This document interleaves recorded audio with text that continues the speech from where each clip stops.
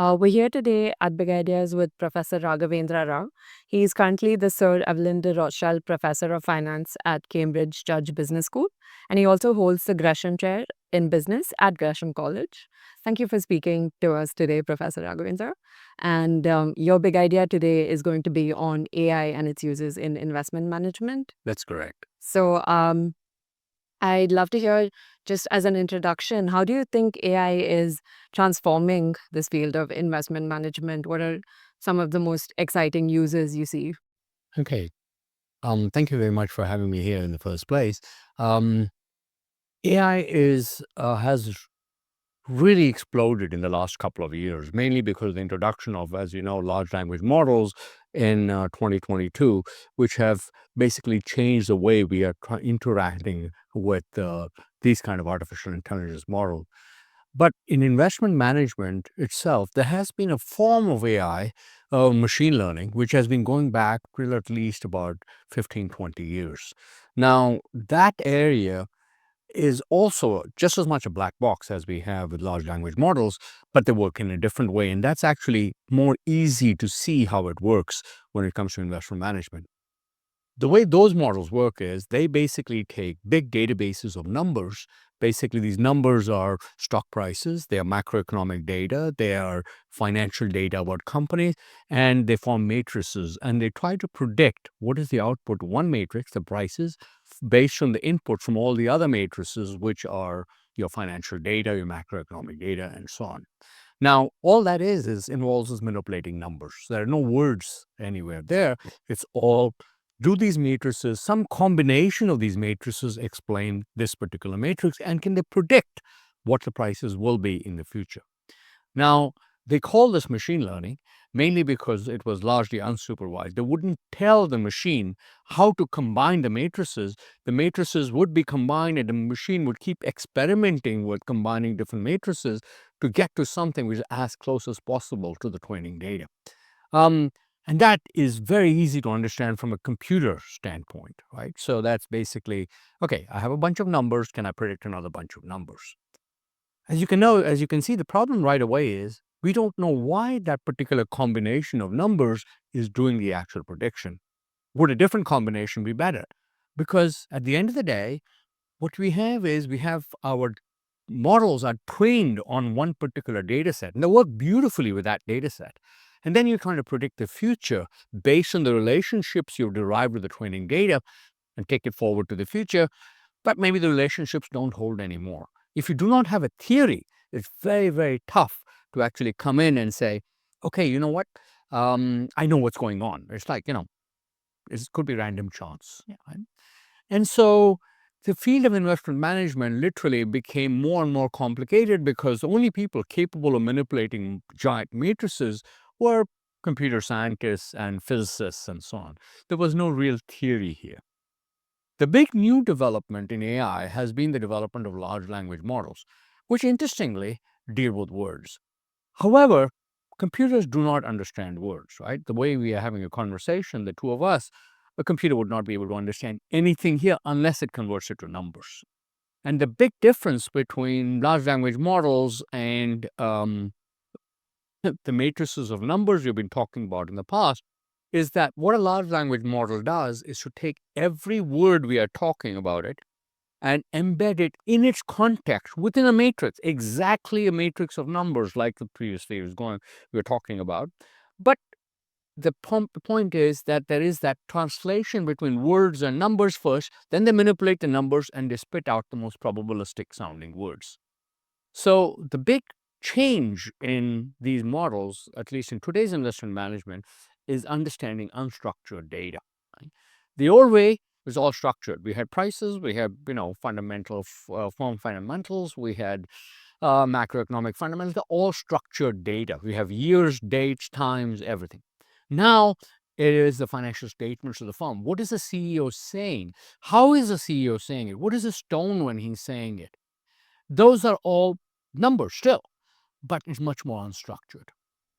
So interestingly, large language models can be understood without even using a computer, right? Most of us, when we do use ChatGPT, and I'm pretty sure that every one of us here uses ChatGPT or an equivalent large language model, we don't actually understand how it works. And the way it works is actually goes back to the 1940s. There's a paper by a guy called Claude Shannon, who was the father of information theory. And he came up with a way to create a large language model without using a computer. And the way it works is very simple. You go to the library, right? You start with a seed word like the. You go to the library, pull a random library book out of the bookshelf, and then open it up till you find the word the. Okay. Then you write down the word next to it, maybe head. So you write down the head. Then you flip through the page until you come up with the next word, which has after head. You find the next occurrence of the word head, find the next word. And so you keep doing this until you come up with a complete sentence. It's all randomly chosen words from a random book in a random library. And you come up with a book, maybe a sentence that says, the head in frontal attack on an English writer makes no sense. I mean, the sentence makes no sense, but it actually is grammatically correct. What Claude Shannon said was, every language has a structure, right? We don't say, for example, the truck red. We say the red truck. There's an order in which we say these things. In French, you might say the truck red, but you would not say that in English. And so if you understand that structure, then you can now do this for not just one sentence, but every library book there is in the world, which is essentially the entire internet. So what large language models have done is to suck in all the English around the world and all languages around the world and look at the connections between words. What is the next most probable word after the word head? What is the next probable word after the word front or things like that? And so what they're looking for when you give it a financial text, when you're giving it a speech by a CEO, is they're looking for what are the patterns of words, because CEOs have particular ways of talking. Right? They're coached or whatever, but they're not going to make up, ungrammatical whatever stuff. So you can try to predict what is the CEO saying. And that's a big thing here. But again, it's still a black box. We don't know why the network has those connections, because in a typical large language model, there might be something like close to 3 trillion parameters, connections between words. And so which word is the one which is triggering a particular sequence in the events there? The LLM doesn't know. It will just spit out the most probable word. So that was a long answer to a very short question. No, I mean, that's a good introduction. I don't think most people know that the history of these large language models and how these things started. But, you're talking about the black box component. But like you said, most of us use ChatGPT or something similar. And I feel like in public perception, LLMs are the most common use of AI, and people feel like they kind of understand that now. So when you talk about using LLMs to understand unstructured data around firms, right? Like, maybe you're talking about financial reports or something like that. That feels like a more familiar use people Yes. can understand. But something that I think has more of a black box feel is when you talk about using AI in asset pricing models and things like that. Like, it's already a complicated model to figure out. And then when you talk about adding in AI, I mean, that adds a component that I'm just wondering, how do these two things differ, right? This sounds a lot more complicated, but what you're saying is that LLMs actually have this whole black box component. Absolutely Yeah. right? Because if you go back, what the earlier models did with asset management were very simple. There's no translation. It's just numbers predicting other numbers. Now you have an additional layer. You're translating the English which these people are speaking or writing in their financial statements into numbers, which are then predicting other numbers. So you have an additional layer of translation, which makes the LLMs actually much more complicated than the standard approach. I mean, we've had, if you think about going back to, college, we used to do something in statistics, a linear regression model, right? That's very straightforward. Does one variable predict another?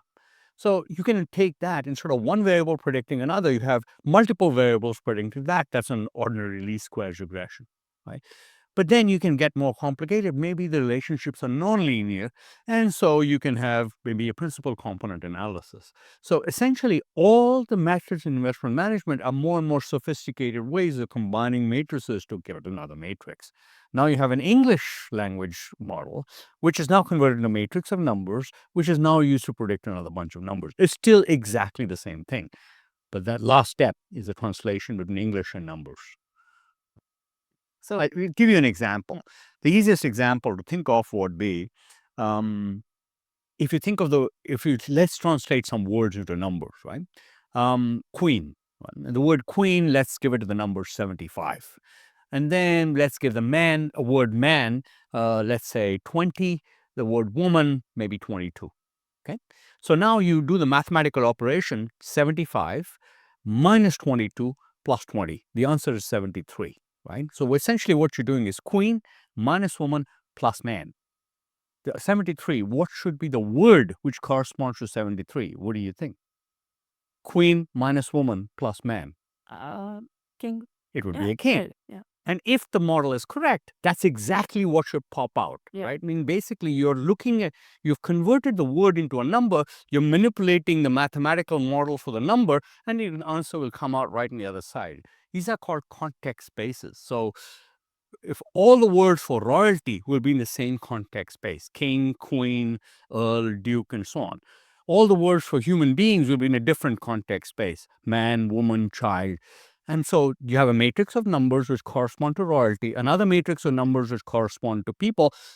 You can mathematically manipulate those and spit out any answers you want. That's the basic story. So what I'm getting here is that with asset pricing models, and you're still looking at nice, structured, quantitative data, so you can actually understand the use of AI here. But because you add that additional component of words and translating them into numbers with large language models, that becomes a lot more complicated. Exactly. Because you don't know, as it is, it's difficult to understand why these words, why these numbers, matrix of numbers, prediction are the matrix of numbers. Now you have, why are these words translated into that matrix, which is much more complicated. It is a complete black box. But so we're talking about two different approaches here. What do you think are some of the benefits and limitations of each?